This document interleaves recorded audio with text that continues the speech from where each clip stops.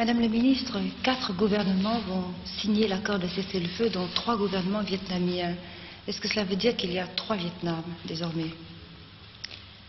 Vous savez que le Vietnam est un depuis des siècles. Et cette vérité reste pour toujours. Mais nous avons une situation particulière qui nous fait que, pour le moment, le Sud-Vietnam n'est pas encore unifié au nord et qu'au Sud-Vietnam, il y a 2 administrations.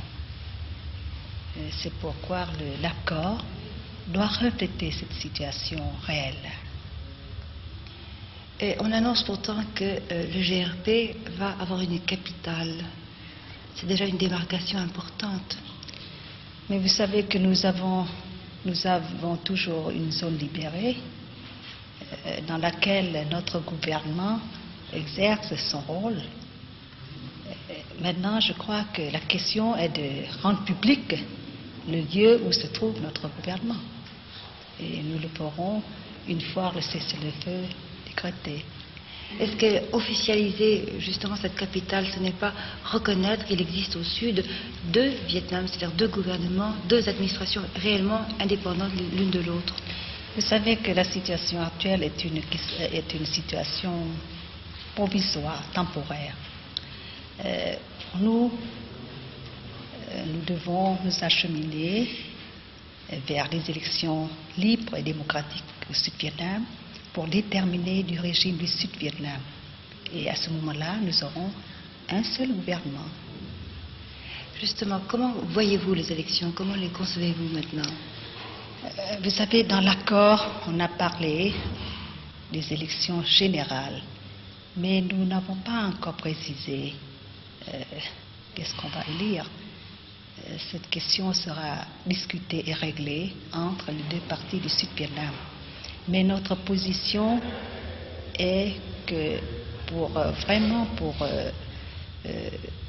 réaliser le droit de la population du Sud-Vietnam à l'autodétermination, il faudra élire une assemblée constituante et de là déterminer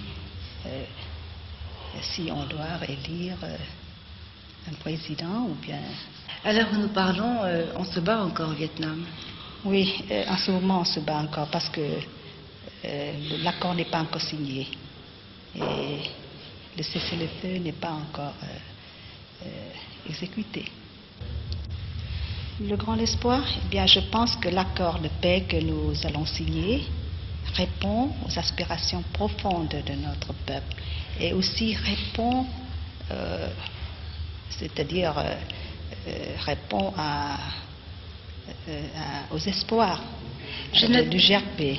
J'ai noté, Madame la Ministre, que vous avez cet accord de paix. Pour les Sud-Vietnamiens, le cessez-le-feu n'est pas tout à fait la paix. Pour nous, le cessez-le-feu, c'est une chose très importante, mais dans l'accord, il n'y a pas seulement le cessez-le-feu, il y a autre chose. Et si on applique strictement les clauses de l'accord, je pense que nous pourrions avoir une paix véritable et durable.